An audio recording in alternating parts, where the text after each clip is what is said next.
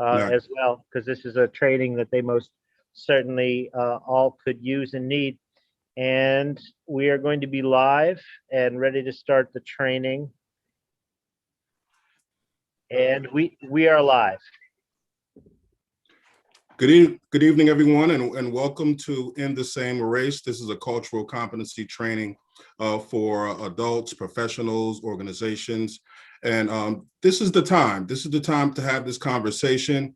There's a lot of great things going on in the world, but there are a lot of things that need to be addressed, a lot of things that need to be talked about. So tonight, we're going to talk about some strategies on how we could embrace diversity more in our personal life, at work, the organizations we're involved with, and most of all, just in our neighborhoods and our communities. So just to let you guys know, a couple of learning curves here, just to be completely transparent. This is my first time I'm actually doing this training.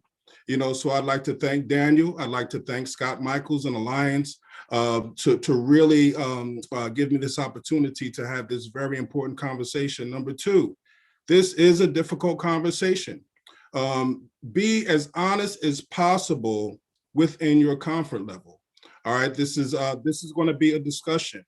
I'm going to be facilitating most of the discussion, but I'm going to be banking on you guys to really provide some input, some insight, and some solutions to really help us as a nation, us as Delaware Lions, whatever you do at your job, help us move forward in this discussion and make Wilmington and make Delaware and make this world a better place for our children and everyone that comes after us. So without further ado, another quick caveat, a learning curve. I'm actually using Google Slides and not PowerPoint for the first time. So there are going to be some learning curves along the way in that area as well. So let's go ahead and share the screen and get started. Okay. All right. Very good.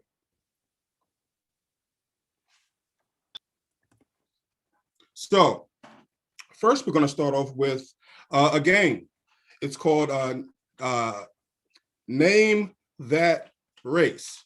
And Scott Michael, you can't participate in this game because... No, but I can at least do the theme song. Bum, bum, bum. It's Name That Race, Name That Race. It's Name That Race with Carl. Right. So, and another important thing is because this is such a difficult conversation, it's good to have fun along the way, and that's why I wanted to start this off with a game. All right. So, what I want you to do is feel free to take your speakers off mute, your microphones off mute, and I want you to yell out the name of the race you think this person is. The first person, Carol Channing, comedian. I know I'm dating myself, but Carol Channing, comedian. White. All right, we have one that says white. African American. African American. Anyone else? White. We have two members of the Heather Coalition here. White, that's tan. And they're trying to guess A tan. You're American. Okay, very good. what race is that person? Actually, Carol Channing is a mix of African American and Caucasian. So she has African American in her blood. And a lot of people didn't know that. A lot of people thought that she was just a quote unquote white American, but she is not. She is actually African American as well. And I'm going somewhere with this, so bear with me. Next person.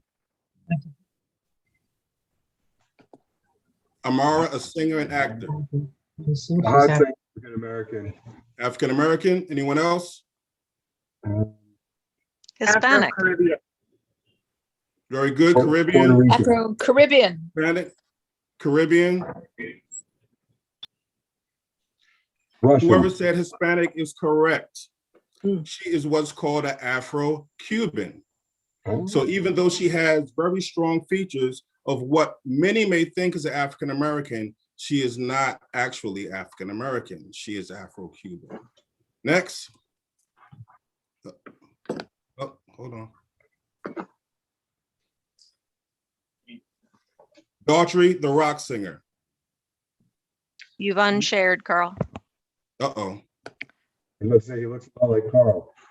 Yes. Hold Daughtry looks a lot like you at the moment. Hold on.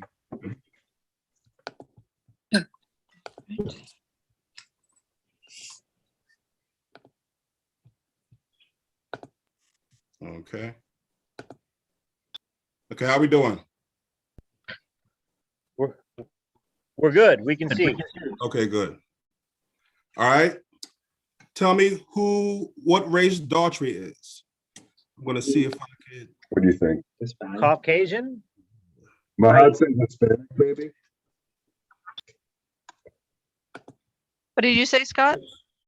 We have one vote for Hispanic over here. Hispanic, anyone else? Right. White. So Daughtry is also actually mixed. He is African American and he is Caucasian. So most people would consider him African American. And the person, can you see this person up now? Yes. Rachel Rachel Dolezal. Dolezal, even though she was very much so in the public eye. Can anyone tell me what race Rachel is? Not what she claimed. Not at all. So what race, let me ask you this question. What race in this picture does she look like? African American. She's looks like- attempting to identify as African American. She looks like an African American. I'm serious. When I saw the pictures, when I saw her, I said, wow, that looks like an African American fair-skinned female. But actually, Rachel Dolezal is fully what is considered in this country a white American.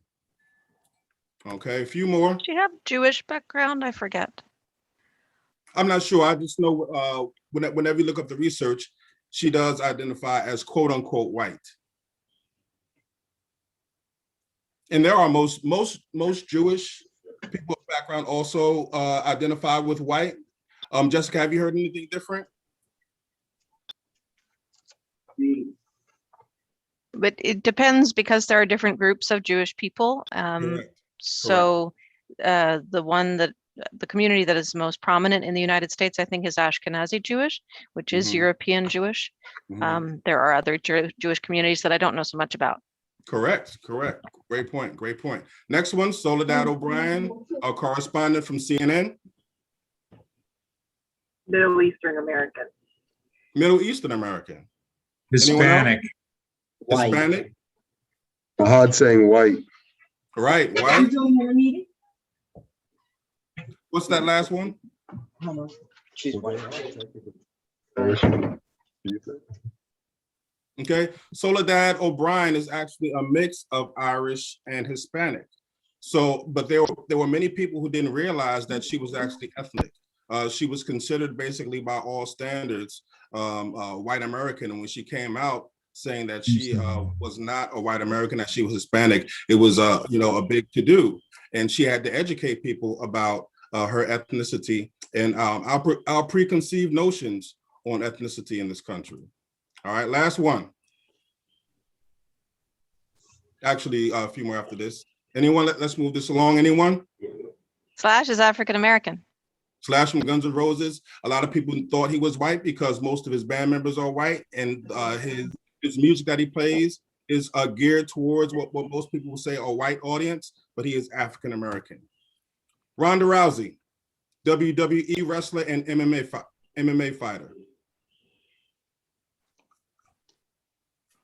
Caucasian. Anyone? Everyone basically knew Ronda Rousey as a Caucasian, but she does actually has African American in her lineage. Her grandfather's African American, so Ronda Rousey is considered an African American or a mixed American. And last but not least, J. Edgar Hoover. White. I'm quite sure everybody knows who J. Edgar Hoover is. White American. Anyone else? Most people think that J. Edgar Hoover is a white American, but there is some research done saying that he too has African American in his blood. And what makes this so ironic, J. Edgar Hoover was basically in charge of the FBI during some very crucial moments in the civil rights movement.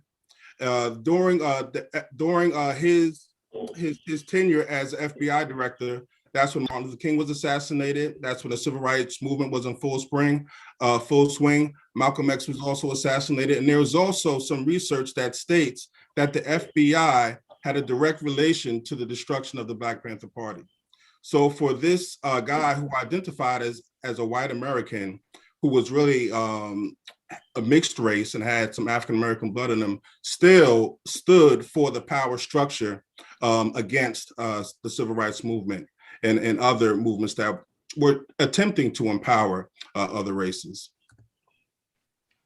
So with that being said, we have this idea of Black people, white people, Hispanic people, but research is showing that race in itself as a concept is actually very, very questionable. And what we're going to do next is show a little movie that discusses this topic. And I would like your feedback after this clip. It's a little 4-minute clip. So get your popcorn ready. And let's see if we can make sure that the sound is good. Daniel, could you kind of let me know if the sound is okay? We'll find out. Can you guys see the Yep. We can see differences among populations, but can populations be bundled into what we call races? How many races would there be? 5? 55? Who decides? And how different would they really be from one another? The measured amount of genetic variation in the human population is extremely small. And that's something that people need to wrap themselves around, that genetically we really aren't very different. In fact, genetically, we are among the most similar of all species. Only 1 out of every 1,000 nucleotides that make up our genetic code is different, one individual from another.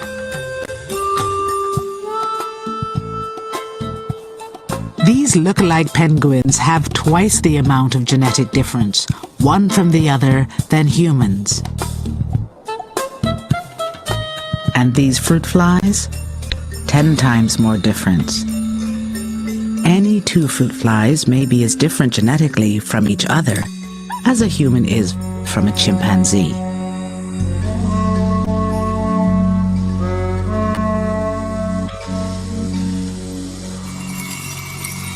So the central question for us is, of the small amount of variation between us, what, if any, is mapped along what we think of as racial lines?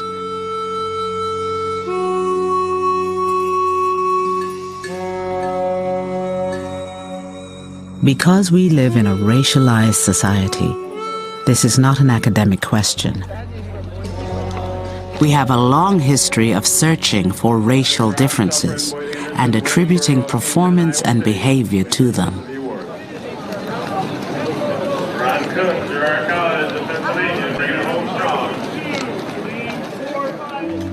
For 200 years, scientists poked and prodded, measured and mapped the human body, searching for a biological basis to race. Some measured facial angle to illustrate the proximity of races to the primitive.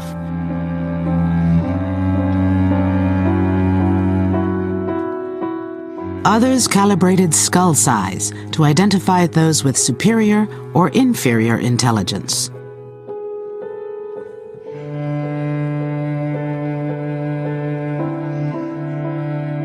Measures of eye shape, hair form, even brain color were scrutinized in the hunt for the fundamental sources of racial difference.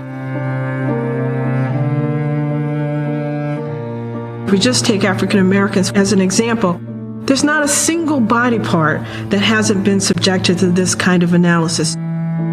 You'll find articles in the medical literature about the Negro ear, and the Negro nose, and the Negro leg, and the Negro heart, and the Negro eye, and the Negro foot, and it's every single body part.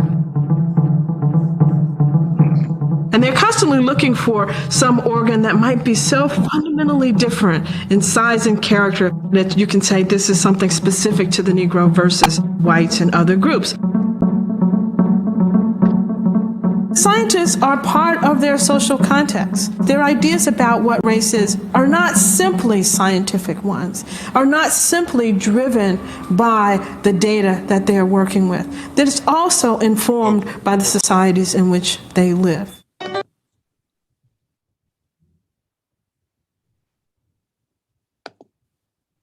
Okay. At this point, I'd like to have our first discussion. Okay. So based on what we saw, right? All this emphasis we put on race in the society, disparities, right? Discrimination, like people have lost their lives.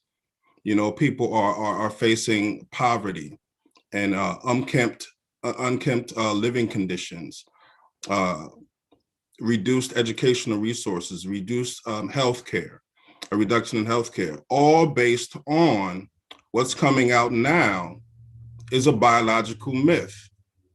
What do you guys think about that? Do you guys think that race is real, or are we creating this conundrum, this construct for ourselves? And first and foremost, what have you known about the concept of race? It's a tough, all of this is a tough conversation. Absolutely. Why we're having this.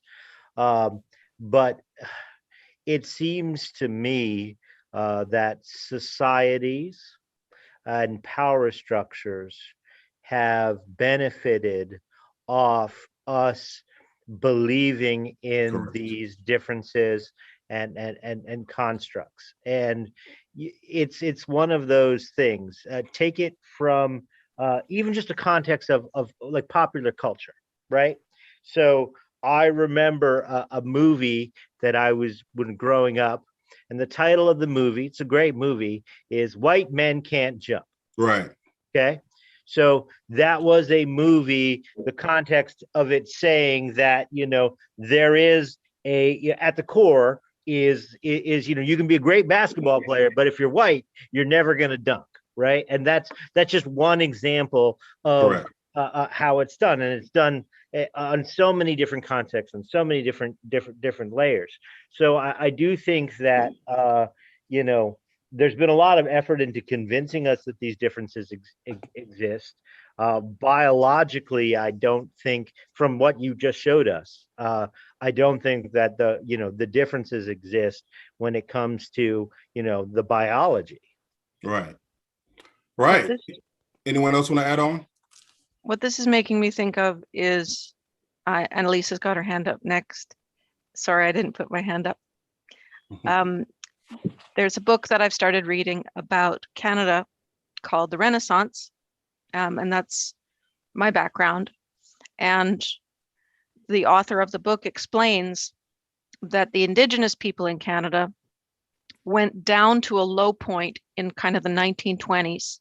And ever since then, it's been a slow, steady climb back up in terms of population, power, vibrancy, education, everything.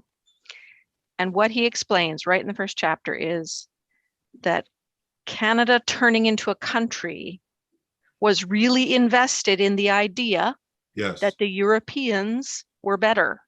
Like that was really crucial to being able to say, this territory is going to be Canada, and these indigenous people are going to be on these reservations, and that's the way it's going to be, and that's fine. There's nothing wrong with that. That all of that was based in part on this science, this pseudoscience. Correct. Pseudoscience. So that's what it makes me think of, is that there a whole lot of people, well, certain people and interests were really dependent on this kind of thinking in order to set up in Canada, like their companies and their banks and, you know, the Mounties, the RCMP. So I can only imagine it was similar here. Great insight, Jessica. And we're going to actually learn about the history and the historic value of racism right next. So Jessica, you're right on target. Elisa? Well, I totally agree. From what I've learned, it is socially constructed, and race is about those in power, those with wealth, identifying other people as inferior to justify their oppression, justify to keep them down, and to keep them from being able to be on the same level of power and wealth. That's what not fully what I've taken from everything that I've learned, but just to add to what everybody else has said. Yeah, yeah. Anyone else before we move on? Thank you so much. Both Hyatt and Heather have their hands up. Okay, great. All right. Oh, for me, being Ethiopian, we do not identify by color. So when I came here, I just thought it was so strange. So when people ask me, like, what are you? I'm like, I belong to human race. I don't know what you are.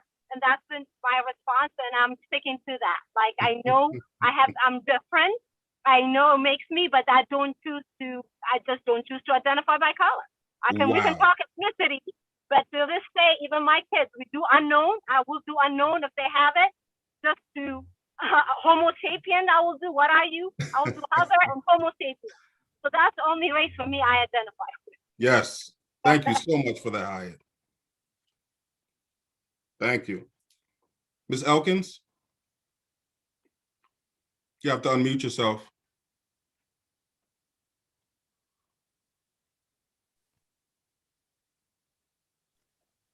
Economics. Yes. Because slavery existed, before the American experience of slavery, but it was the development of the colonial relationships and the need to produce sugar and tobacco and cotton, and where to find a population that would in fact be able to be pressed into service. Too many Native Americans had proved unwieldy and genocide had wiped out whole populations. So that the development of the industrial world created the agreement about race and who could be enslaved and who couldn't. Yes, absolutely. All right. Anyone else? And that's exactly what we're going to talk about. Anyone else? Susan and Martin? My background's history. So I've been looking at the world for a long time. Yes. And if you look at European history, there were people who were always the downtrodden. So they were, whether race was the reason or a feudal system or economics, there's always been this thing in human nature to do that, to put other people down. I think slavery obviously is the ultimate example of it, but I think it's been going on for thousands of years. And it's good that we are now realizing that we've been screwing up for thousands of years. Wow. Well said. Well said, Martin. If anyone else doesn't have anything to add to that, and actually, we can keep the conversation going as I share the screen, because what you guys spoke to, that's exactly what we're going to talk about. I'd like to based on what the answers were. Yeah, go ahead. Hi, how are you? I agree with Hayat. In my country, in Turkey, as a Muslim country and a foreign country, we never clarified. We never said race, color. You could be a descent of, let's say, Africa or a Arab country, or that's how we addressed it. We never gave color. And it was like she said, my son, when he went to college at UD, he filled out, where it says your race. He put check mark on all of them, and they said they can't accept that. And I said, why not? Because he is old. And Right. It's just weird how people think. That's all. Yeah.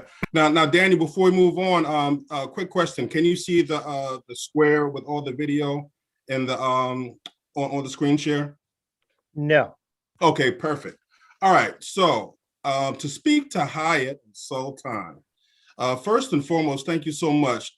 Daniel and Scott could also attest to this. Over the last few years, I've had an issue with using color to identify people. Now, Scott and I joke around all the time about, so if we're not going to say black, all right, or if we're not going to say white, what can we use? And the best thing I kind of came up with is European American and African American, and that's not even accurate because they're African-based Europeans, and there are European-based Africans. So, but at least it's more based on, like Sultan and like Hyatt so eloquently said, at least it's based on nationality, right? At least it's based on some type of land, some type of nation. We've been calling ourselves crayons for all this time. I always say I have never, as long as I lived, met a black person. The color of Daniel's shirt, as far as I see, the color of his hat, as far as I see, I've never met anyone with that skin tone. Close, a very, very, very dark brown, but never a completely black person. So even those schools of thought are now becoming elementary. We must move forward. Back when we talk about history, Martin, when we're going back in history, how many labels have African Americans gone through? Negro, colored, you know what I mean? And then now I'm black, So I'm kind of out of a point. And like I said, this is just my opinion. And this is an open conversation. This is what I'm going to dedicate my career and my life to. I think we're at a time where black and white is beginning to be outdated. It's beginning to be antiquated, right? How can we move forward as a nation of humans, like Hyatt and Sultan said, as humans, if we keep separating ourselves on colors that aren't even factual? So, like I said, so this is what kind of fills me with passion to get to the bottom of this. So, Sultan and Hyatt, you are so right. It's almost, and I hate to use this term because I don't want to. It's almost. I'm just going to use the term. I was going to say idiotic, but I'll keep the term elementary. To label someone as white. I've never met a white person. You know what I mean? Close to it. If I ever met someone the color of that screen right now, I'm out of there because you're either a vampire or a zombie. So I mean, like, so there is no black and white. So because we are evolving as a human race, because we are evolving as thinkers, it's really time for us to take this thought, to take our brains, these wonderful brains that we have, and try to find a better way to relate to each other instead of pointing out differences based on color. All right, anybody want to add to that? Can I ask a question on that? So post-racialism, I don't know if that's the term, but that concept, I have heard it be used to sort of try and say that racism is over. We've gone past this point. Yes. We've had a black president. Well, there's no need to recognize race or color or any of these things, while yet disparities still exist. And so that's the one, and I'm sure that you are going to guide us to that point. But that's just the one thing I would say is that why we don't focus on identifying as like the individual colors. We need to recognize the inequalities that exist. So I was actually having a conversation earlier today with both Martin and Susan.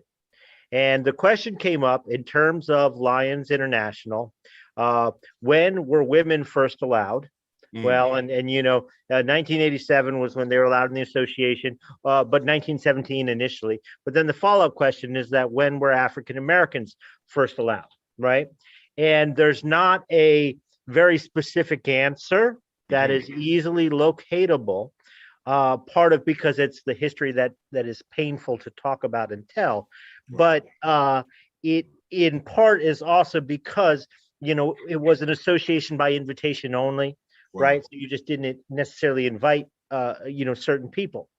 And I mention all of that just to say that it is important to still recognize that there are things that need to be addressed, even if we are moving beyond that. Like, so, to be able to say that there's a term, and I heard this term just quite recently. We are looking for quality, not quantity, when it comes to members. Well, what does that mean by quality? And is that a code for exclusionary practices where you might think people who look a certain way or are from a certain neighborhood are more quality? And this applies to our coalitions, this applies to our workplaces, all of those types of things. So I do hope as you guide us through these deep waters that we find a way to address the fact that there's still, we can move beyond as individuals who are enlightened enough to be on this call, but how do we address the fact that those are still things we got to deal with? Equality is not equity. Well said. Well said, Daniel. Martin? Yeah, can I address Carl what you were saying? Well, I understand, Daniel, that is a deeper level you're talking about, but as description, for me, because I don't like to use black and white, I use less melanin and more melanin. That person has with less melanin, more melanin. That's what I have been using because I'm not comfortable saying black or white. Wow. Yeah, I agree with the color terms are ridiculous, and we need to quit doing that. And my family is primarily from Sicily, and I'm the lightest complected in the entire family. Wow. So I never quite understood the color breakdown part of it.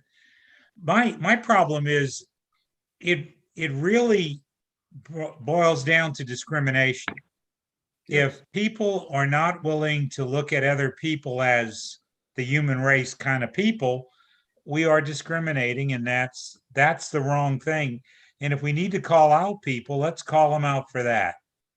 And when you're looking for quality people, I'm looking for someone who is willing to work with anybody. And now you got a quality person who doesn't discriminate. That's right. Well said. Heather, I see your hand up. Did you have something to add?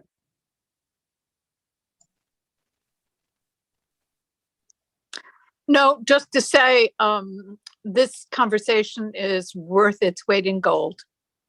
Thank you. Yeah, thank you so much, Heather. And yeah, hopefully there's going to be more of this, in the years to come. But wow, just to address what Daniel, Hayat, and Sultan, what Martin just said. So this is how I equate it. Can you guys see the image of me too? I know I have the screen up, but can you guys see me too? Yes, okay. We can see you. All right. So here we are. Here's one extreme and here's the other, right? Here's the extreme. There is no color, right? I don't see color. And from what I hear, based on my training in diversity, equity, inclusion, for somebody who says, I don't see color, I'm colorblind, can also be perceived as a microaggression. Because what Daniel was saying is to say that I'm colorblind, I don't see color, is what Daniel said. You're not seeing the disparities, right? And the discrimination that we're facing in this nation. So on the bottom here, we have everything is black, white, white people do this, black people do that, and it's funny that European Americans and African Americans are the only one that really, really identify with color.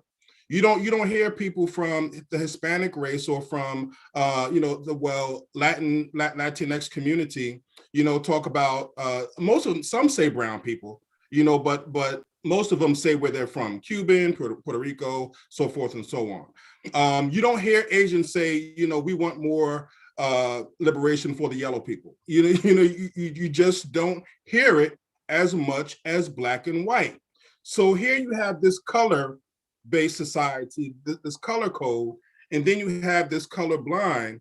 So Daniel, I guess to answer your question is, we can still start to decrease the amount of emphasis we put on color when we're talking about humans, but still address what's going on with the disparities in the Black, white, communities here.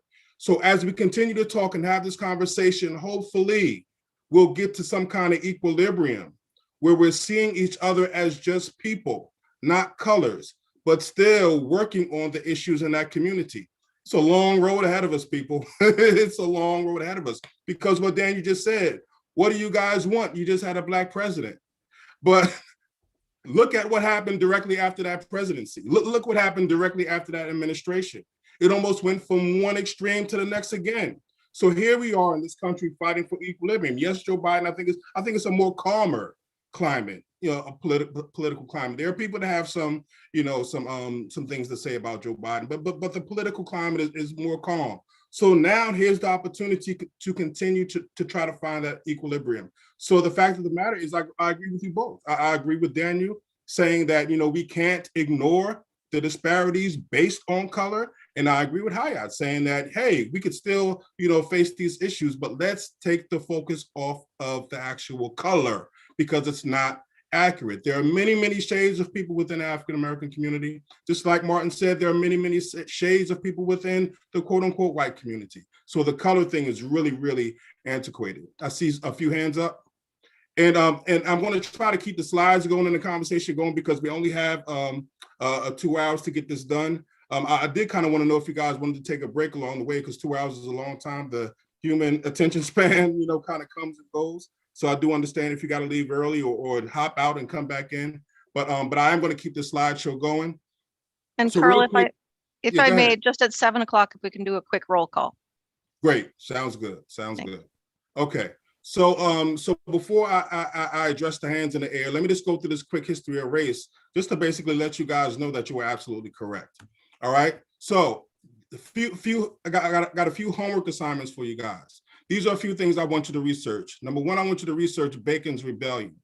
Just real quick, I forgot who said this, but they were saying, I think it was you, Jessica, that said that slavery existed before the transatlantic slave trade, right? That's Heather. Oh, that was Heather. Okay, sorry about that, Heather. But Bacon's Rebellion happened when that was actually the case. There was something called indentured servitude. And there were Caucasian, quote unquote, slaves, African-American, quote unquote, slaves, and Native, quote unquote, slaves in America, right? So Bacon's Rebellion was when these slaves all got together, Native American, African-American, and quote unquote, European American, white American, whatever you want to call it, got together and started to rebel against the quote unquote slave owners, because they were unfair, because you were supposed to work a certain amount of time and then be able to buy off your freedom. But they were setting up the laws, the codes, the corporate structure that the servitude basically was never ending, because they would always tack on these fees, that fees, or these fees to keep these people in servitude. So Bacon's Rebellion is when these quote unquote servants got together to rebel. So when they found out the power of these of the lower class, so to speak, the servitude that they had in numbers, a lot of people like to say history states that this was the beginning of really starting to separate people by race for like a class system. So that even if you were an indentured server, but still a servant, but still considered white, you were still considered a higher class than an African slave or a native slave. And the reason why the African slave became the easiest to really focus in on is because, of course, the colonists were mostly European English based, so they were trying to build the society. The natives on the land, knew how to navigate the land. They had networks within the land already, and they were trying to usurp the land. So they weren't a good target to keep enslaved because number one, they knew the land and they were under attack. So they were a little bit weaker. They were a little bit more susceptible to illness because of the attack that they were under. So in order to focus in on a stronger labor force, the Africans who were there were not from their country. They couldn't mingle. They couldn't mix in with the other colonists like the European-based servants could. So that's where the focus became on African Americans. And then they began to create reasons why African Americans were spiritually, there's religious texts and also historical texts and biological texts saying that this is why this group of people should be in servitude, because it was easier to keep track of them based on economics. So just take a look at Bacon's Rebellion and see what kind of theories or conclusions that you come up with. And then shortly after that, that's when the slave codes began in South Carolina in 1691. And when the slave codes began, that's when they were able to really focus in on African Americans and put codes and laws behind it to really make slavery an institution. And then around the 17th, 18th century, I know they call it the Age of Enlightenment, but a lot of the Enlightenment philosophers used their status, used their influence to put more dogma out about the differences in race. And they say around this time, I know we talk about race being a social construct, but around this time, that's when the color, as we know it, classification of humans under color was born between the 16th, 17th, and 18th centuries. So we're talking about not too long ago. So that's the reason why Hyatt and Sultan can't really relate to it, because it was created. it was constructed here around this time, basically and like I think Heather said it, and I think everyone said it. I think Elisa said it too. Economics, labor control, political power, religious power, and basically social economic structure that they were trying to create under this new colonial capitalist society. So basically, yes, the bottom line, it was about money and power. So basically, everything that you guys said was absolutely true.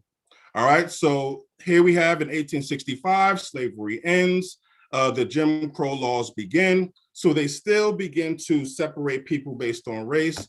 And then we come to the Civil Rights Movement in 1964, up into the social justice movement now. So we're talking about, this is the basically 400, 500 year period that brought us to this point where we're still looking for answers on, number one, how we got here in this racial climate and what can we do to improve it. All right, so all the other hands that were up, you feel free to chime in now. Just a point of information for anyone who's watching, who's not from the United States, like on the live stream. Mm-hmm. What are Jim Crow laws? Okay, so Jim Crow laws were basically instituted where we're still looking for answers on, number one, how we got here in this racial climate and what can we do. Can everyone else hear that? All right, so all the other hands that were up, then you feel free to chime in now. Just a point of information for anyone who's not from the United States, like on. How did that happen? We're getting duplicate. Someone was watching it on YouTube at the exact same time. It was Lion Carroll, whose audio on the computer. Yeah, there you go. That's awesome. But yes, Jim Crow laws. Yeah, that was actually pretty cool. All right, so Jim Crow laws were a set of laws that were created after the end of slavery that basically kept African Americans in a disadvantaged state, so to speak. For those who would want to basically a huge institution after slavery ended was sharecropping, right? So sharecropping basically meant that you could still work on the farm that you were enslaved in, and you would get a certain portion of land, but you have to pay rent, and you have to pay other fees, and you could basically, if you can, save up enough money to get your own land. But of course, the wages were so low that you basically still ended up under servitude. There were also part of the laws that considered African Americans not really a full citizen, but only 1/3 of a citizen. So these are laws that were basically put into place to keep African Americans basically at the bottom of the socioeconomic structure. All right, but feel free to do your own research. All right. So anyone else? Thanks. All right. So I with just that wanted being to said, comment. go ahead. I was just going to really quickly say to comment cross the boundaries between Daniel and Hayat, who are both actually on the same page, which is that, and the reason why I love your trainings, Carl, is that if we understand that it's a construct, it's all about the I versus the thou. So if we can all of a sudden see that we're all connected, then we're from a position where we can say, now that you're C, we're. Oh, we lost you. We lost you, Scott. Anyone else could still hear Scott, or did we lose him? Nope, okay. Okay. Well, we'll wait till Scott comes back, and we'll let him kind of pick up where he left off. One, and now let's look at those who are one of us who are not being treated fairly as one. Correct, Scott. We lost you for a good, I'm going to say 10 seconds, but I think we caught. Do you want to kind of end off the last part of what you were saying? So which 10 seconds did you miss? Yeah, Getting from the I and the thou to the us. Yes, that's a joke. Yeah, about obviously if you knew which 10 seconds. No, but yes, basically that in between it. If we are to understand the point that we can start to see each other humans as the same, then sadly, some people need to see their similarities with people before they can start to be empathetic and caring for them. Yes. But what this training and other things does is it says, yes, we are one as brothers. And now let's look at the ones of us who are not being treated fairly as one, now that you are understanding that we are one. So it's in some ways a tactic for us to be able to actually recognize the differences, is to see that we're all the same first. That's right. There it is right there. All right. So with that being said, I just want to be clear about this. I know diversity, equity, inclusion really is all inclusive. I mean, there are a lot of other discrimination topics that we could discuss. There's gender discrimination. There's all types of discrimination. And we will touch on that a little bit in this training. But yes, I mean, Daniel knows this, and Ryan Scott knows this as well. My focus when it comes to diversity and equity and inclusion is pretty much focused on race, right? Because it's, and I'm going to talk a little bit about my journey if we have time, and how I got here, because, you know, this is something that's basically, it's a societal structure that's creating inequities at large in African-American communities at large. So this is why I think I was called to really focus in on this part of diversity, equity, inclusion. I just kind of wanted to put that that disclaimer out there. All right. So with that being said, I want to have our first breakout discussion. We don't have to spend too much time on this because I know our discussions have been great so far, you know, and time is just chugging along. But I'm just curious. I just want to hear from a few people, you know, 1, 2, or 3 people. What was your first profound experience that was influenced by race? I just kind of want to know your story, you know, and how do you see yourself within a societal makeup of race in America? Anyone like to share? I love to share. Your first profound experience, yes. When I first came to this country, I was really discriminated, beaten. Of course, I beat them back up, but yeah, it was really bad. I was called names. They even almost burned down our house. It was really ugly in late 70s. And it was every time I think about it, I still get very emotional. How people, you know, being a Muslim, being a foreigner, not knowing how to speak the language. It was really difficult, but I still never saw color, or I still, because of my parents' teaching, everything, we're all human, we all die, we all go to the same place. It was preached up on me, you're Muslim, you can't discriminate. That it was always taught to me.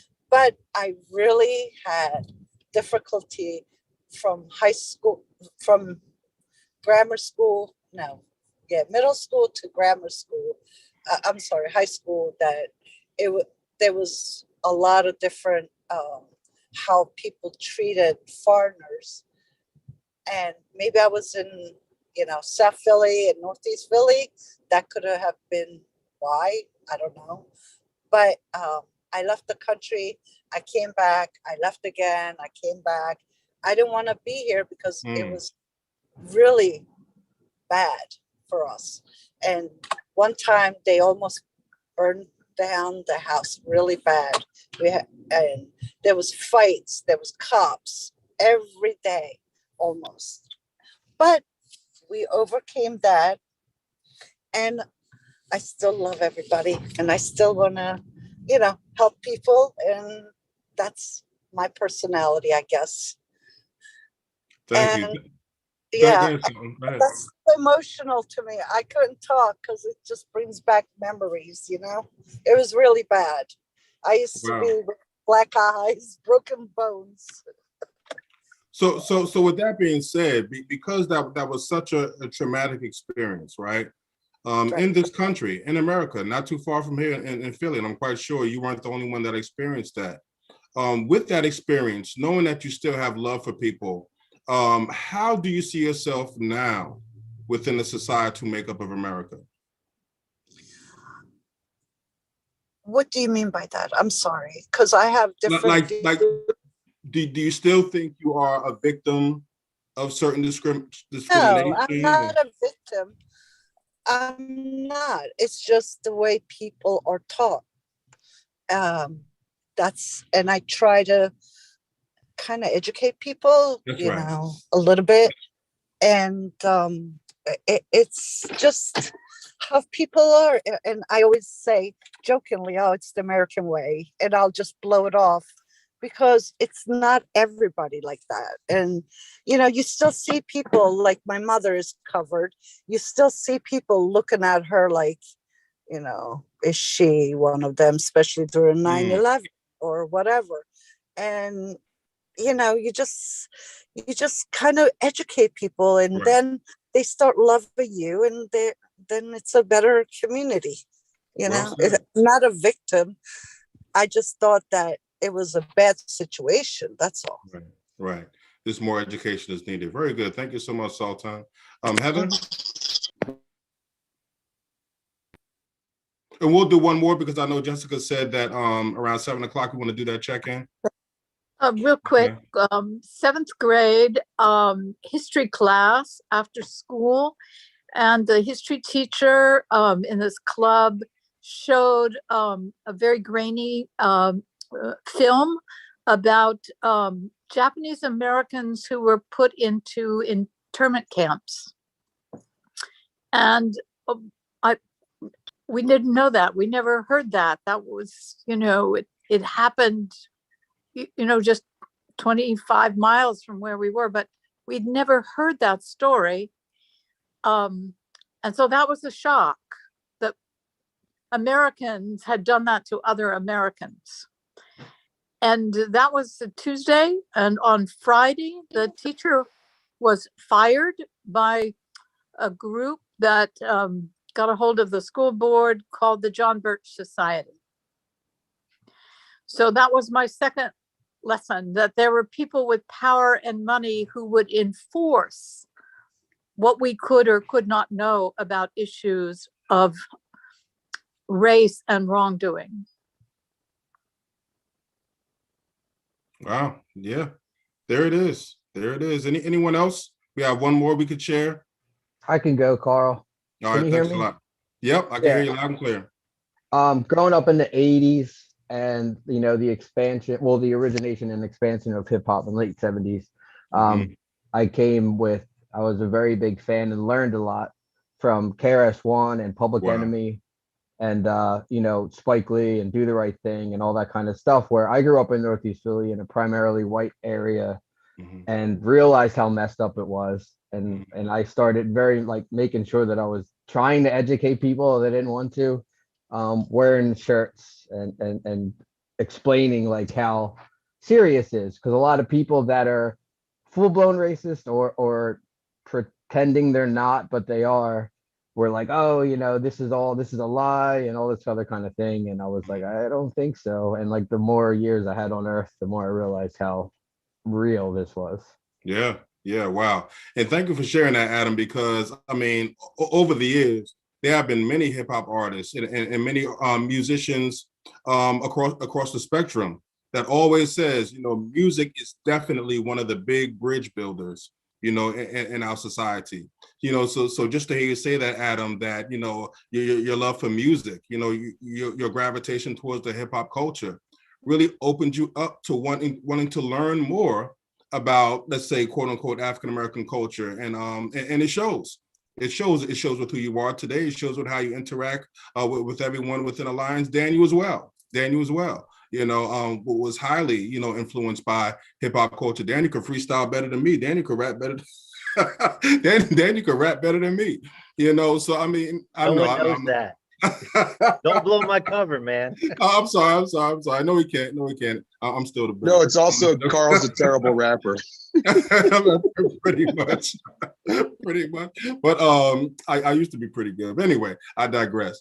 But yes, music can build these bridges, and I'm so glad that it has built bridges. But also, it's so funny. I kind of want to talk on this before we do our check-in. You also got to be careful because a lot of the music has racial slurs in it, right? So nowadays we have quote unquote white Americans that think it's okay to use a racial slur because it's in the lyrics of the music, you know. So it's almost like a conundrum there as well. But the bottom line is the hip hop culture is an all-inclusive culture. And if music could move us towards this embracing diversity that we're talking about, I'm all for it. So Adam, I'm so glad you shared that, because music is going to be, you know, a huge part of building these bridges. All right. So with that being said, Jessica, we can go into the roll call. Just very quickly, if everybody could please use the chat. You will find the chat if you move your mouse around the bottom of the screen. You should see different icons for security, participants, chat. Click on that and just please put in your name and an organization you're with. It could be your work or a club you're in, just because I don't know all the names that are on here. And so I just want to be able to fix you in my memory, and also to thank you for being part of this training, which was organized under the Planet Youth Coalition, and then follow up with some of you afterwards.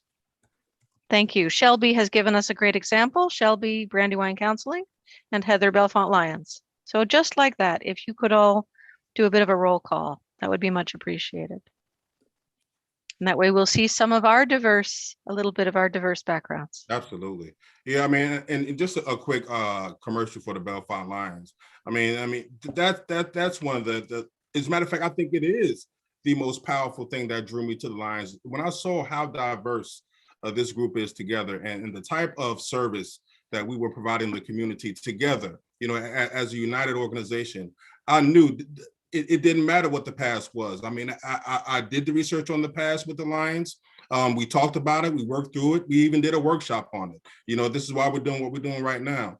But I think the Belfont Lions is an actual blueprint of how we could really start working together, you know, as a country to move ourselves forward, you know, as a human species, move forward. The Belfont Lions is actually a blueprint of how we can do this. And it's basically the epitome of this training that I'm doing right here today. All right, so let's move forward. Let's go back to sharing. And quick shout out to you, Daniel. You're doing a great job, you know, continuing to build these bridges, and you're much appreciated. All right. So thank you for sharing that information about the breakout discussion. What did I do?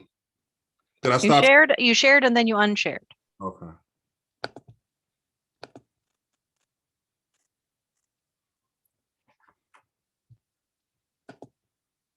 Okay. All right. So like I said before, even though we're kind of focusing on racial discrimination now, I did want to shed some light on other types of discrimination as well. There's, of course, there's race, nationality, and even Sultan brought up some language barriers that could also lead to discrimination. Gender discrimination, of course, relationship preference discrimination. There's the way someone dresses, you could be discriminated against, your weight, your height, educational level, financial standing, your background, where you come from, you could be discriminated against, disability. And any other ideas of ways that people are discriminated against? I think that about covers it all. Anybody else? Age. Age, yep. Religion. Religion, wow. Hobbies. You never know. Yep. Age, religion. No, I'm serious about that. Like people discriminate based on what other people's interests are.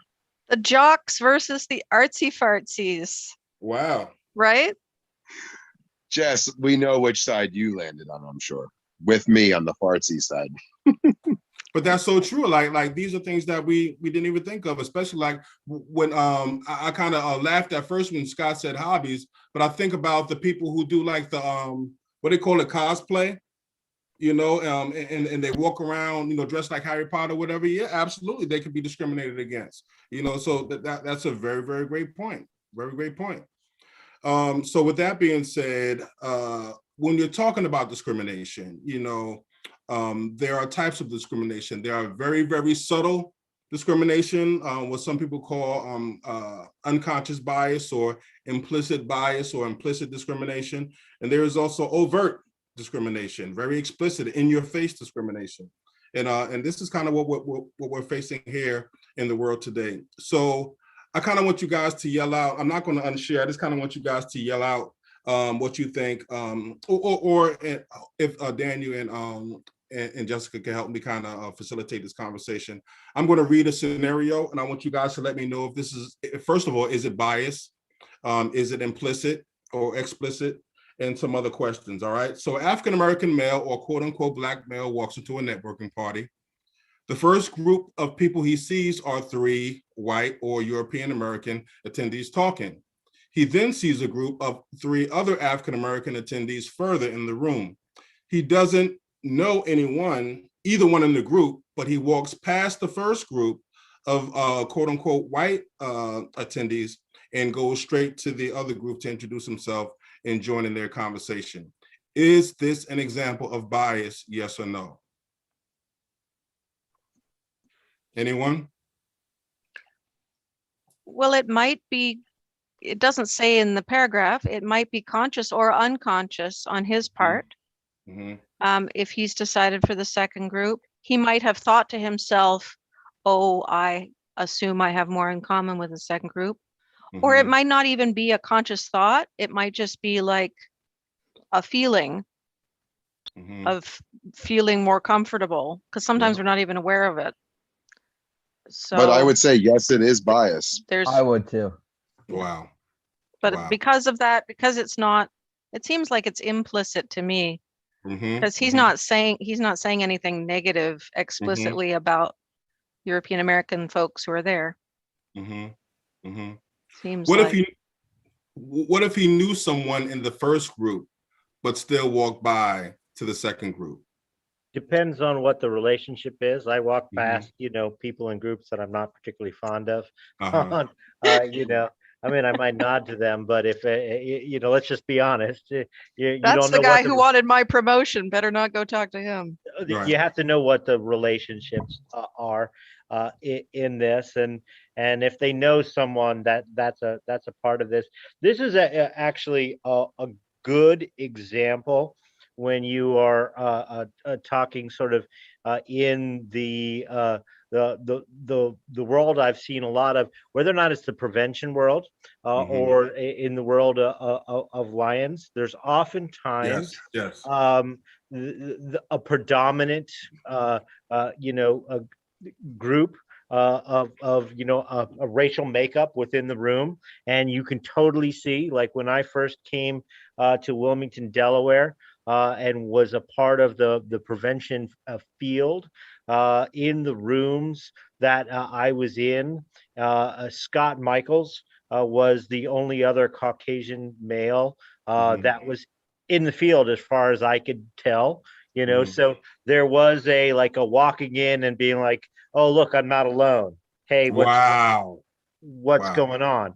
And I have seen the reverse side happen multiple times, say at a Lions function in which there's 98% of people in the room are old Caucasian males, and you have someone who walks in who just scans the room and go, look, I'm not alone. I'm going to go say hello to the person that I identify with. And it's just a natural thing. Yes. But it is a bias. There is I think we do have to recognize that, I was more comfortable in the room walking in, seeing someone that I just didn't know anything about that individual. I had not actually ever met Scott prior to the first meeting I walked into, but there was that moment of just saying, okay, I'm not the only one here. Wow. Yeah, that's truth. That's truth. And I'll be the first to admit that I've done something similar as well. And I'm quite sure everyone on this chat, on the Zoom has as well. But one quick change in dynamic. What if they knew someone in the second group and then they walk by the first group and join that conversation? Is that still bias? Not necessarily. Perhaps not racially biased. Bias towards the people you already know, maybe. Right. And can you define bias, Carl, in these scenarios? Like what would, because that confused me up a little bit. Yeah. So really, you have a preconceived idea, right? Or some type of preconceived judgment or preconceived notion towards someone based on a specific characteristic. And in fact, sometimes, and then we can also distinguish between conscious bias and unconscious bias, where we have the actual thought and it's conscious, and then sometimes it doesn't quite rise into our brain. It's just back there somewhere in the lizard brain. That's right. Right. And it's just a feeling. I have a kind of reverse bias of that. If I'm in a room where I'm the minority as a Caucasian man and I see another Caucasian come towards me, I'll think, look at this guy. He's just coming to me because I'm the other Caucasian. And And can I say that this type of bias, unconscious or conscious, it affects me sometimes because people walk into a room where I am and they assume that I'm from the United States. Wow. That I only speak English. And once in a while, if I say, yeah, I'm a secret immigrant, people sort of stop and they go, huh? What? And you can see the blocks rearrange in their brains. Yep. Because from my appearance, I am part of a privileged group. And in Canada, absolutely, I am what you call a WASP, white Anglo-Saxon Protestant. And those are traditionally, historically, the people with the power and the money, for sure. But here, I don't have the same background as folks who were born here. So that's just one example. I mean, the slides you did at the beginning were so great because they just show over and over again how our assumptions just they lead us astray. Yeah, absolutely. So we're going to do one more scenario, then we're going to talk about the hard truth of it all. We're going to talk about the hard truth. Very quickly, Susan has her hand up. Okay, go ahead. I just wanted to say, I don't know that I look at the situation as being biased. I just think the person wants to go where they feel comfortable. Right. And hopefully in that situation, since it's a group meeting, there will be some sort of facilitation where they all have to get to know each other. Right. But first you go where you feel more comfortable. Yeah. Whatever it is. That is such a great point, Susan. And we go to these networking events. And yeah, absolutely. Round of applause for that one, because we go to these networking events and people end up in these silos. And whoever's hosting the networking event never has the awareness to really have these activities that bring people together, that bring strangers together, bring different nationalities and backgrounds together. So that is such a key point. Maybe, within the Lions, and I know Danny's trying to do this moving forward. I know within the Lions, when we have these networking events, maybe that could be a part of the activities within the event instead of just having people aimlessly walking around talking. So that's a great Great point, Susan. Thank you so much. And the same thing when we're doing a community event here and just say like, Edgemore Gardens, and we're trying to bring out the family members, and we need to find ways to break down those barriers. Yeah. I do want to say we have someone who is from Barbados on the call. Yes. Yeah, so at some point I would love to get your perspective, and I didn't mean to put you on the spot with that, but we have an outside of the where the of us are coming from. Nice. So just let me know if that person wants to chime in. I mean, we'll be more than happy to hear from them. But let's do another quick scenario and kind of talk about this one real quick. A man and a woman go into a 5-star restaurant and enjoy a full course meal. When it's time to present the check, and this time I'm kind of getting away from the racial bias. I didn't want it to be all about race, all right? So when it's time to present the check to the couple, the female waitress sits the check in front of the male. When the female patron reaches for the check, the waitress gives the male a dirty look and shakes her head. The man immediately gets embarrassed and lowers his head. Is this an example of bias? Yes. And if so, is it explicit or implicit?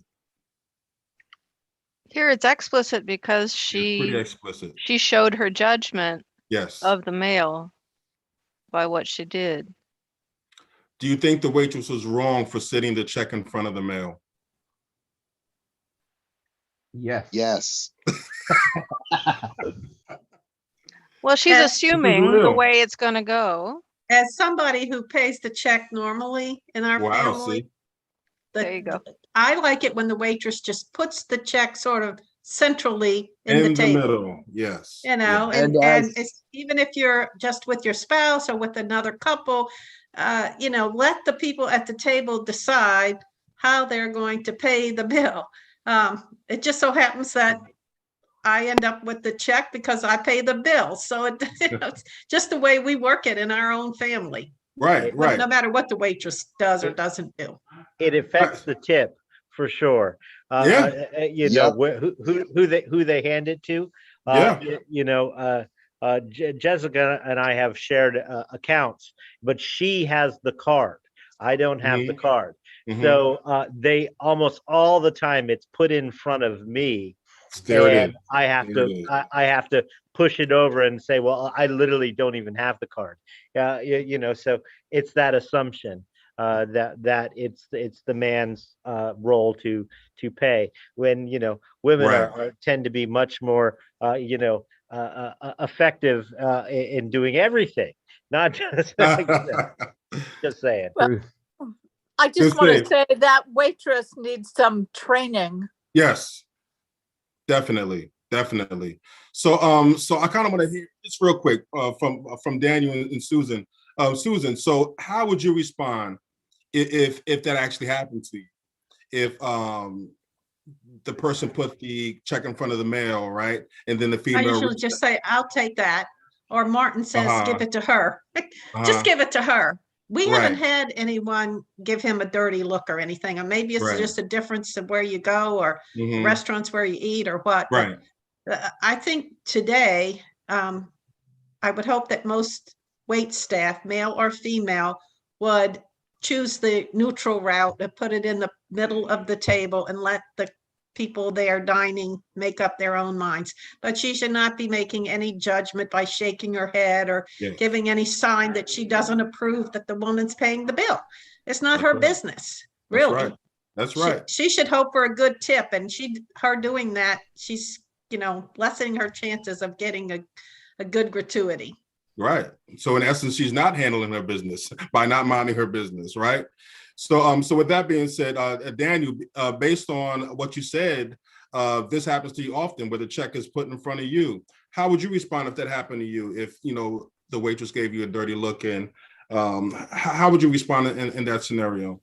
I'm generally comfortable in my own skin. What That's right. People think of me, it doesn't bother me too much. I have legitimately noticed people kind of like looking at it, a little bit, but it's not going to cause me to lose any sleep at night. That's for sure. Because I know I put half the money in that account. So whether or not I'm signing it right then and there, Right. or not, whether or not the waitress judges it. But yeah, so it's about being comfortable with who you are, and then other people judging you, it doesn't hurt as much. Right, right.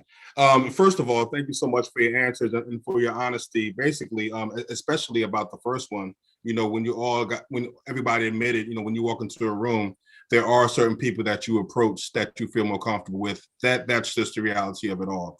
So the harsh truth is, we all have our biases, right? We all have discriminated against others based on all types of variables, based on stereotypes, based on how someone looks, how someone dresses, how they talk. We all have faced stereotypes. So let me ask this question to you, because I think I have my answer. I have my beliefs.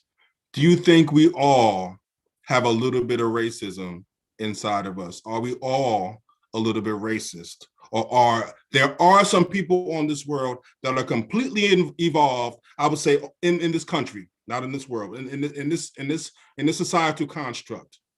Are there people who are completely evolved that don't see race at all? Or do the average person all has a little bit of racist ideas inside of them? And if you don't feel comfortable answering this question, don't answer it.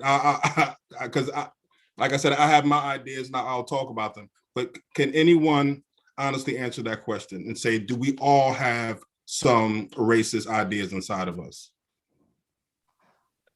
I have a weird angle with this. It might be weird, but like being a Caucasian person, a lot of times I can be racist against Caucasians because I'll assume that if it's like a wealthy Caucasian, that they might actually have some beliefs I don't believe without getting to know them. And then when they say something, if they say something that shows that they're not, then I believe. But like honestly, well, I guess it's more of like a prejudice, I guess. Yeah.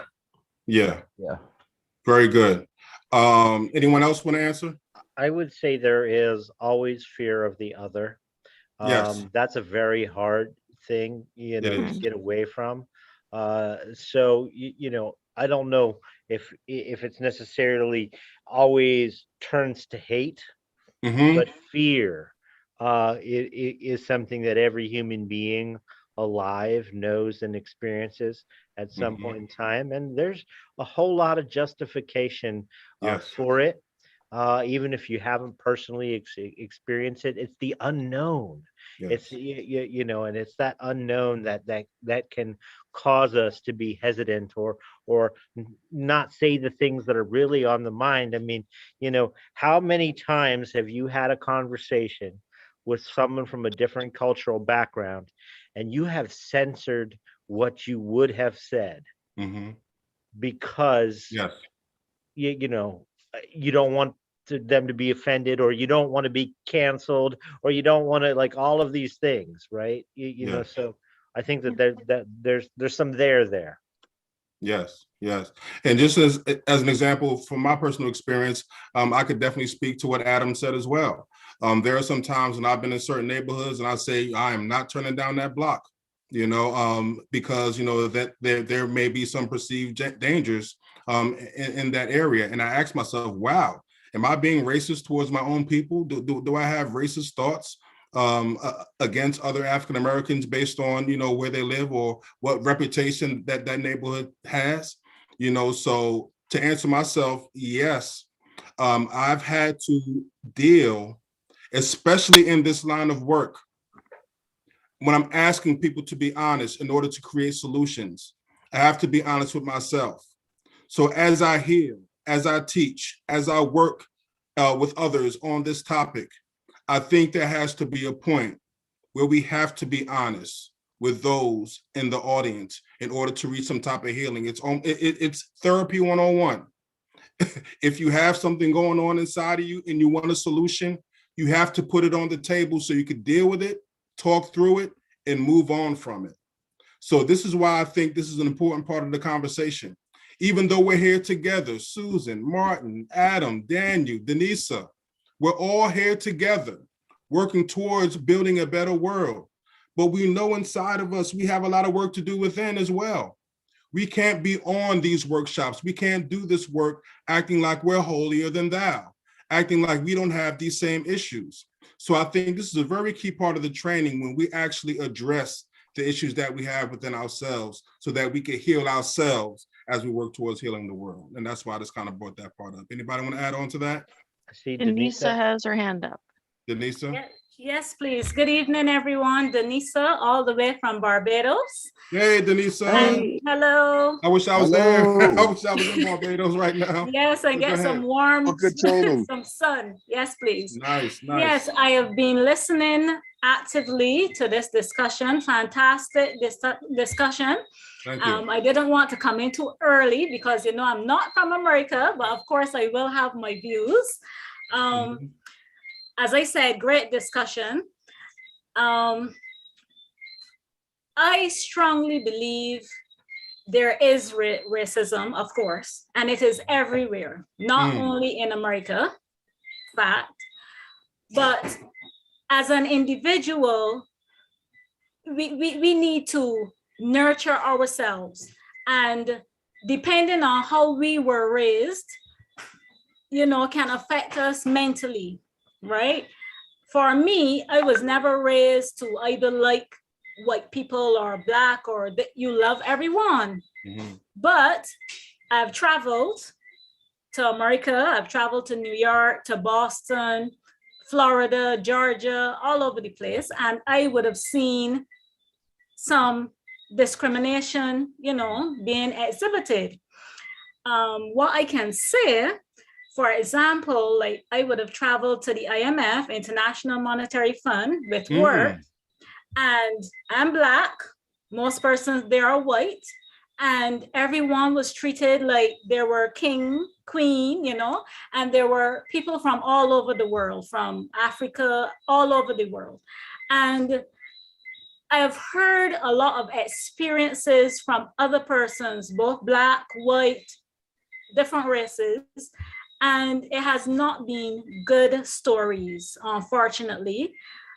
I am fortunate that I have not had negative experience, but I have seen some and I have heard of some. How I though would deal with these things is, okay, it depends on your level of emotional intelligence. Very good, well said. Yes, right? And also your self-confidence. So for me, I deal with things open-minded. Even like, for example, the two scenarios that you would have placed on the table for discussion just now. The first one, I did not see it as bias. I did not, but then after discussing, then I saw how it could be bias. I have been at fault to things like that, going to different functions, luncheons, meetings, and sometimes you're not even conscious that other people might be there because your aim, your focus is just to go to a particular person or a particular group, but then when you are emotionally intelligent, you are aware of other people, you are aware of your surroundings, you're aware of how other people feel and think, so you tend to act different. So for me, when I enter a room now, it's like, hi, good evening, everyone, blah, blah, blah, except for if it is like a meeting, you would ease in because you don't want to interrupt. So it depends on the situation, as was discussed and the points were made, So I agree that racism is still out there. As I've said, I have not experienced any negative, reactions from persons in America or in England or outside, but I have experienced it in my home island, unfortunately. I have seen it. You would go into a store and the staff would treat you like if you come in to steal an item or something, but let a white person or a tourist, some other race come in, and you see a different attitude and all the nice things coming out, and you wonder to yourself, why? Why is it like that? But I don't know. We need to work on us as individuals, and by extension, the others outside, but it needs to be within ourselves first, because if we dwell on the fact that, racism, and then we go into a shell, we are just allowing it, or allowing people to, succeed, That's right. So yes, so I think we first need to begin with ourselves. How will you deal, or well, how will us deal with a situation when we are faced with it, right? That's my first point, in order to hopefully rectify this. I don't know how soon, but in near future, hopefully, working on ourselves and be strong. Stand up for yourself. Like the gentleman in the restaurant. Why did he have to hold down his head? Yes, the waitress was wrong. That was discrimination.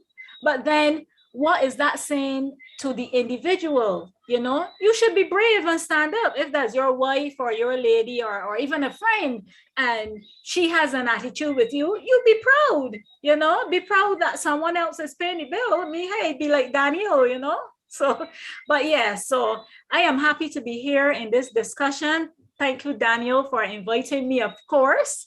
And it is a great discussion. So thank you very much. That is my little portion for the time being. Thank you all. Thank you so much, Denisa. Yeah, that also deserves a round of applause. Very true things you said. Even in America, you go to African-American based business, I see the same thing that you just said that you see in Barbados. I see it right here in America as well. And based on what you said, you're right. It's going to happen one conversation at a time, one situation at a time, one training at a time, one organization at a time. And that's why I say it's like a slow shift, because it has to happen very incrementally over time, situation by situation. That's why these conversations are so important. We're going to keep on pushing this thing forward. And you're right. Maybe one day we'll get to a point where we say, wow, this is America. This is the melting pot that we said. This is the mosaic that our forefathers said that they wanted to build for this country. So I thank you so much for sharing that, Denisa. All right, so we're getting down to about 30 minutes left. So we're going to get through these slides. Can you guys see it? Am I sharing or no? You have to share again. You stopped. Okay, hold on. Very good. Very good. Okay, we're good to go. Okay, so now we're going to go into the kind of nitty gritty of it all. We talked about, here are some examples of discrimination. We faced it. So here are just some ways on how to process and respond to discrimination, and feel free to chime in. So this kind of came about when Lion Heather saw my presentation on diversity for the International Lions. And I kind of shared my experience, and I'll give you the truncated version a little bit later on. And she asked me, so Carl, through all this discrimination that you face, how did you heal? So I just kind of wanted to share what I came up with based on the question that Lion Heather asked me, and then also share some other ways how to respond to discrimination. So I call it the 5 Asians, because they all have the Asian at the end. And the first thing was just to talk about it, what we're doing right now. The conversation is what's going to move us forward. Just trying to process verbally how I felt, what I'm feeling. How is it affecting my life? How is it affecting the people around me? And then just do some critical thinking, some contemplation. Is this really directed towards me, or is there a greater thought that's causing people to act a certain way? And then I started to educate myself. I started to research. And that's when I actually found out that the concept of race is not biologically sound. There was no way I can get to this point of healing, of accepting the way things are, until I understood it more. So I had to educate myself. When I educated myself, I was able to understand, oh, I get it. Of course. What would you like, more power or less power?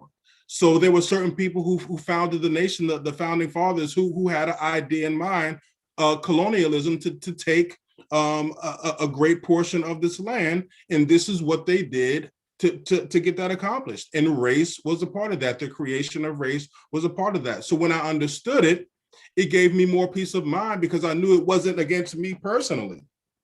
This was a construct that was in place before I was even thought of, before I was even born. So that gave me peace of mind. And then I started to observe my everyday interactions with people, right? And I said, you know what? From person to person, it doesn't matter what they look like. Either you're going to resonate with that person or not. Either you're going to, like that person, be drawn to that person's behaviors or not. And when I opened myself up, oh my God, I mean, like I said, it was like a whole new world. So this healing actually created a better world for me. And then I started to experiment. And I said, you know what? Let me put myself in uncomfortable situations. Let me put, like in that example that I said in the bias example, I would go to the first group and introduce myself to the first group, put myself in uncomfortable situations to allow myself to grow. So that was my experimentation. Another example of my experimentation, one of the people on this Zoom right now was a part of that. It was a point in time when Scott Michaels, when Lion Scott and I were supposed to meet, and I wanted to go to a hip hop Wu-Tang concert. And so I said, you know what, instead of canceling my meeting and going to the concert, Scott, why don't you come along with me? And we had a great time. I mean, we had a tremendous time. And then Scott in turn invited me to a Fish concert and we had a great time. So that experimentation also allowed the healing. It allowed me to open up against discrimination.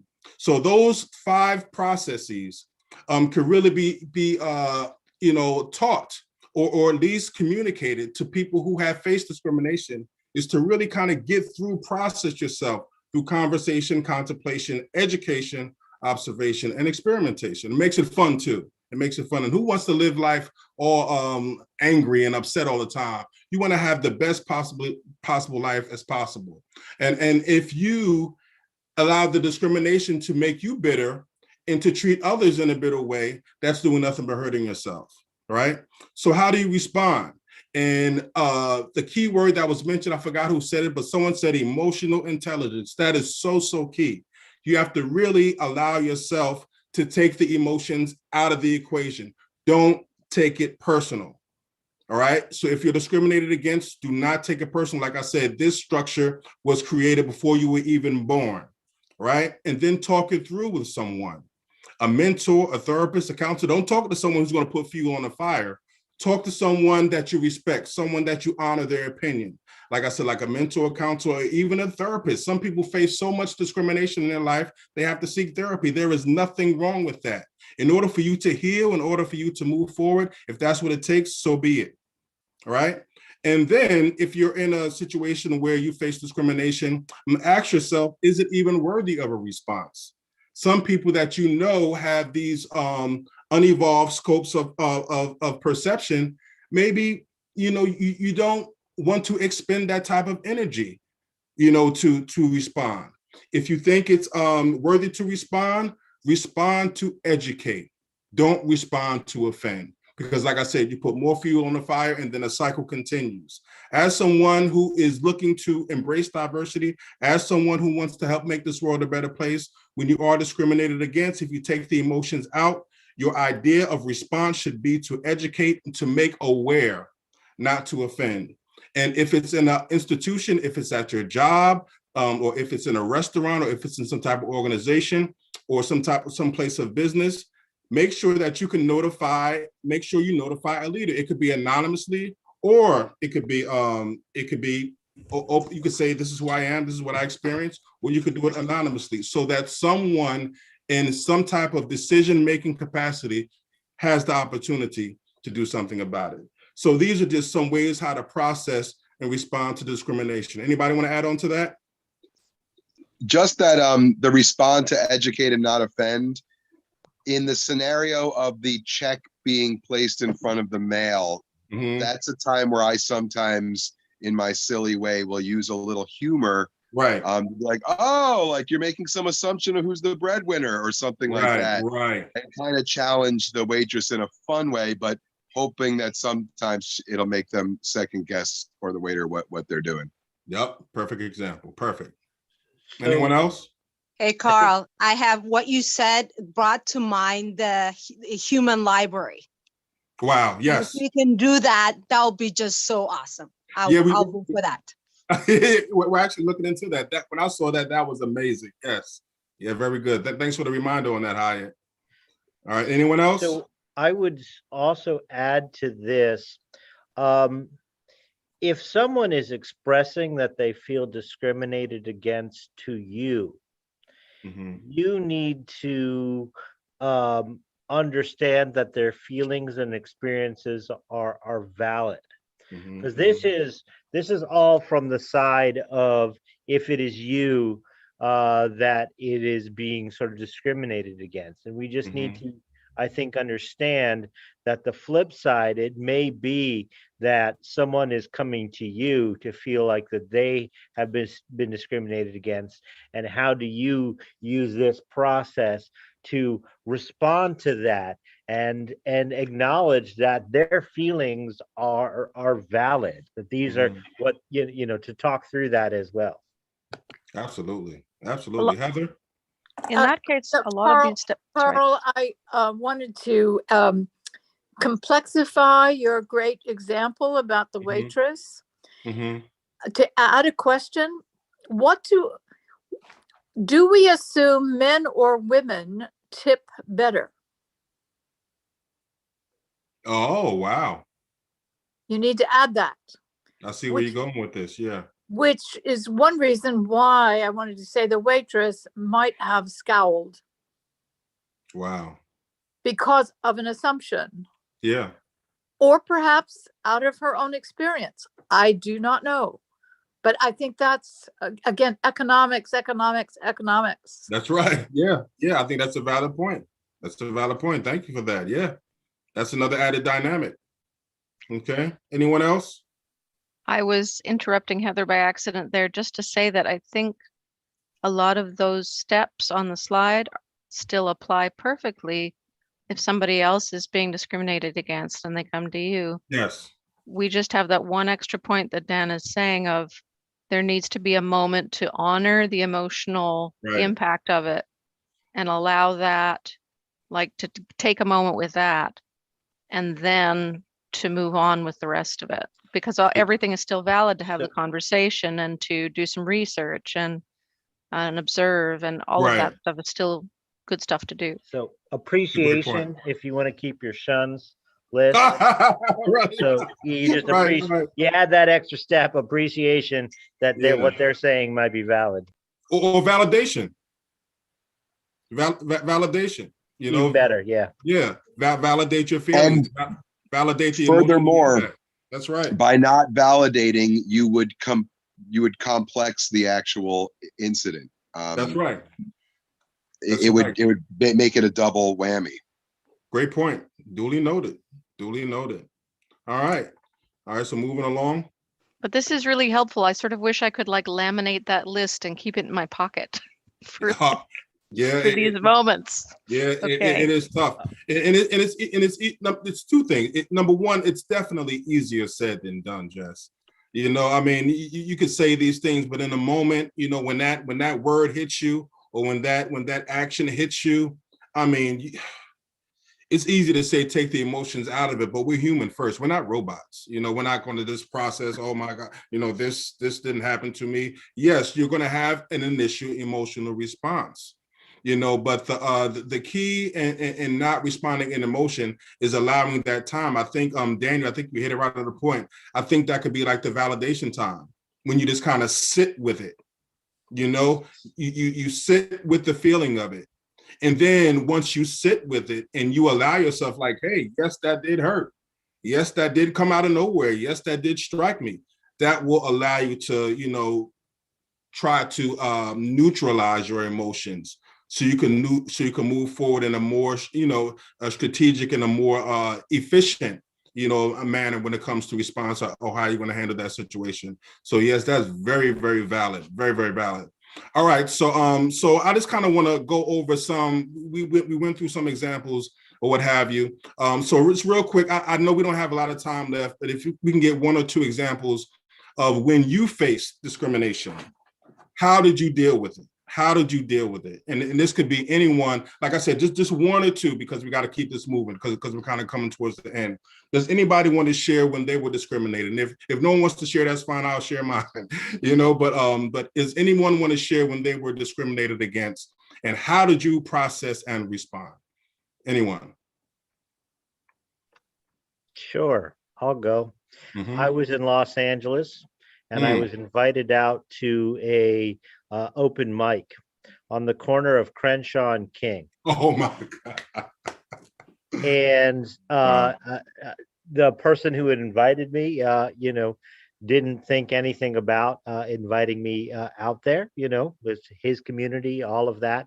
And I walked in to a open mic spot in which, I was the only, white person, probably within a 5-10 block radius. And the person was playing bass in the backup, sort of the band, and proceeded to tell the room that I was going to get up and rap.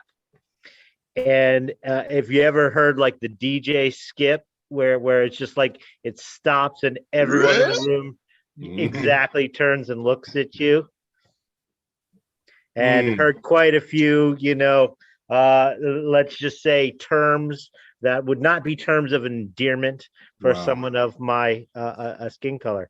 And so what do? You get up and you just be true to who you are. And that's you don't let it pull you down. And I got up and I did what I do, right? And because I am true to who I am, I'm not trying to be somebody else. Do you know what I mean? I have never been part of that cultural appropriation. I am always been an Appalachian, West Virginian, like weird white dude, and proud of that, right? That's who I am. And so because of that fact, it was okay. But it was definitely, there was a moment in which I was just like, what am I going to do in this particular situation? But it turned out as a lesson, because that lesson of just that half an instant of, oh, I'm slightly uncomfortable because I walked into a place where I am the one, is a magnifying glass to begin to even just have the slightest inclination of what it is like to live on a daily basis in places where you are not the majority and you are not within the system of power. And of course it didn't, I can't say that it taught me the experience and I now know what it's like to be discriminated against, but even just for half an instant to be able to see through the lens of being the other in a space, it really made me more aware of what I have to do, on a daily basis to be, supportive of those who that is their reality 24 hours a day, 7 days a week in like the power structures of the world that we live in. And, because that's a lot of the youth that I serve. Right. Yeah. So being aware of that, to me, it was a momentary humbling experience. And it's something that I truly wish every single human being could experience, that moment of being the other, of being the minority, of being the person who everybody turns and looks at and goes, who the heck invited this person? Wow. Right. Because it was like a look of, so because I've seen that on the other, and I got off easy because I am a Caucasian heterosexual Christian male in the United States of America. That's truth. And no ifs, ands, or buts about it. I could just walk 10 blocks the other way and go into a Starbucks, and it would be a reverse of that. So important experience in my life to be able to do that, and to be able to try and use that to help serve the people that I have been called to serve. Well said. Well said. All right. So if there aren't any others, I guess we could talk about this on and on. We could talk about this all night, but we got to kind of keep it moving. We're close down to the under 15 minute mark. So we're just going to move forward. But I guess the bottom line is, if you have faced some type of discrimination, I think, if you do continue to, go through those steps and contemplate it and know that, you are not the target. Like don't take it personal. Like Danny was saying, like this is something that's a construct, and he realized that, and he moved forward with what he wanted to do, with what he felt, his heart felt, in the work that he's doing. I think that's the key. It's just being true to yourself. Very well said. All right. So for sake of time, I'm just going to give you the truncated version of my experience. My first experience was police brutality.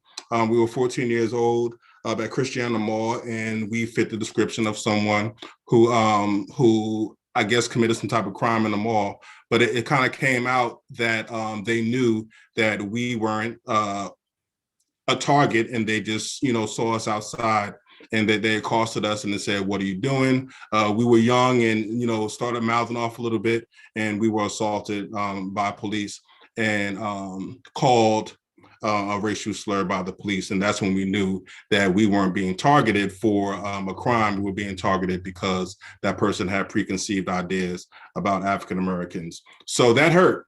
And it took a long time for me to really work through that.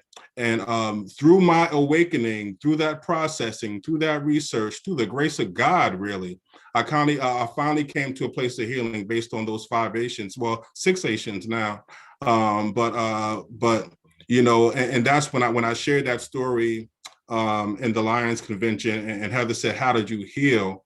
Those were the 5 steps that I took, and it brought me to a point where I was really able to embrace diversity. And basically, when it comes to diversity, the world has basically opened up to me. And we'll go through the benefits of diversity at the end of the presentation. But based on all this discrimination, based on all these experiences we had, how do we begin to heal and to correct these wrongs as a nation, as a society, as a community? So these are just a few steps that we could use to begin to heal. And I know, Jessica, I know you mentioned in the description that we were going to talk about the tale of 2 Wilmingtons. And I know you guys noticed I kind of skipped by that for time. But just to basically talk about that, yes, we know that there are 2 Wilmingtons. Dan, you just talked about it, that you could walk 2 blocks away from a dangerous neighborhood that has high gun violence and be in a Starbucks, where it's safe. You could leave your bicycle outside and no one will touch it, So, I mean, there is a tale of 2 Wilmingtons. You have the East Side, where I used to teach in Bancroft, and then you have around by Charlie Square in Kentmere that basically looks like heaven on earth, So, yes, there are disparities. Yes, there is work to be done, but the bottom line is it can't just be one-sided. It just can't be, it can't be a separatist approach to this correction. It has to be together. It has to be folks like Daniel and Scott and Jessica noticing these disparities, no matter what their background is, no matter where they came from. They know that there's some wrongs to correct. They know that there's work to be done. So we are doing this work together. That's the only way it can be done, because we're all in this world together, no matter what you want to say. When you walk outside, you're going to see all different backgrounds. This is America. We live here. So we have to do this together. All right. So here are some ways that you can nurture diversity. Is we're doing it now. Communication. The YWCA does some great initiatives with Becca Cotto. She's also a Bellefonte Lion, a new Bellefonte Lion. She does some great work with the Racial Initiative. Also, the United Way is doing a great job. We have some United Way lines. Sharonda is also a part of the Bellefonte lines. They have the Racial Justice Collaborative. They're putting people together to communicate, to try to step by step correct the wrongs, be it policy, be it the way that the law enforcement and the legal system works, education, healthcare, every aspect of disparity and discrimination. They're doing this through by first having the conversation. So second is creating the safe space to have that conversation, like Daniel just did for this Zoom.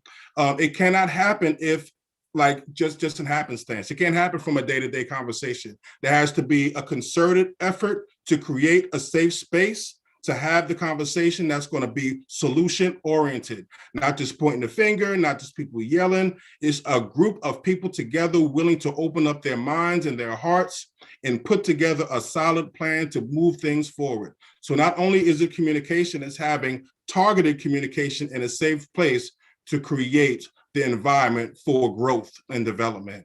And get more politically and civically aware. Some people just dismiss politics saying that, oh, they're part of the system. But yes, if this is the system that's creating some of these disparities, it only makes sense that you educate yourself on these policies that are creating these disparities, and so that you're able to get more involved in making some changes in the politics and the corporate structure and the community structure to move forward. And of course, I'm an educator by trade. Educate yourself all the time. Always learn about race, learn about civics, learn about the makeup of your society, learn about your community, learn about your public officials. Who is your senator? Who is your representative, so that you can hold them accountable, and open yourself and your family up to diverse environments. Like I said, when Lion Scott and I went out to the Raekwon concert, I opened myself up to a new environment when I went out to the Fish concert, and we learned and we had a blast at the same time. Create or participate in fun experiences. Like these concerts were fun. We were learning, we were broadening our horizons, we were building bridges, but we were having fun at the same time. If things are enjoyable, you're going to want to do it more and more. And hopefully that's how we're going to build the world that we want. And then we're going to practice empathy. Put yourself in the other person's shoes. When you practice empathy, you have a better understanding of what the other person is feeling. And once you practice empathy, you're able to relate more to that person. And again, that builds bridges. And address discrimination when you see it. Like Scott said, if he was dealing with that situation with the check, he would use humor, like I said, add some fun to it, but address it when it happens. All right. And of course, there are many, many other ways. We can have this discussion go on, but we've down to 5 minutes left. Anybody have any other ways to nurture diversity? There's one or two ideas. Heather, is that your hand? Is that your hand up? Yes. Okay. Do you know why angels can fly? Why? They take themselves lightly. Wow. There it is. There it is, Heather. Heavy discussions, right? And we want heavy results, but we cannot take ourselves too heavy. We got to keep it light. I think that's a great point to move forward. Daniel? I would just say we need to involve the next generations into these conversations. And that's an important piece. And I know, the coalition does that work. That's why it's called the Planet Youth Coalition, right? Because their experience of race is different. Right. In many ways. And I would love to have a follow-up conversation that includes their perspectives upon this. Because for us, they're out there living in the realities, and I've had conversations with some of the youth that we serve, and they look at race differently. And so I do think that we should involve them in these conversations. And then also I really wanted to highlight the fund. It's the community that plays together stays together. So we need to find ways to cross these bridges and find opportunities where we can create bonding moments. Absolutely. Absolutely. And with that being said, I just want to wrap this up with some basic benefits of diversity. You're basically creating a better life for yourself and for generations to come. Like, so it's a win-win. You know, not only are you changing the world for the better, shedding positive light, you're also making your own life better. So, so the benefits of diversity that I've experienced when I opened myself up to just communicating with everybody who shares a positive light is true freedom. And we just talked about slavery and institutionalized slavery and civil rights movement and Jim Crow laws.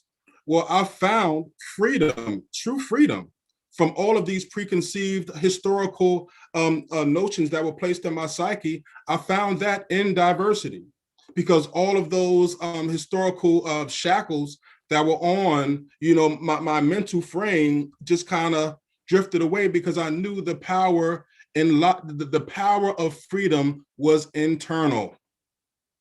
And like I said, this goes back to Bob Marley: emancipate yourself from mental slavery.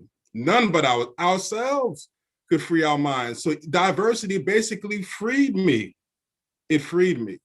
It gave me a broader perspective and an understanding of life.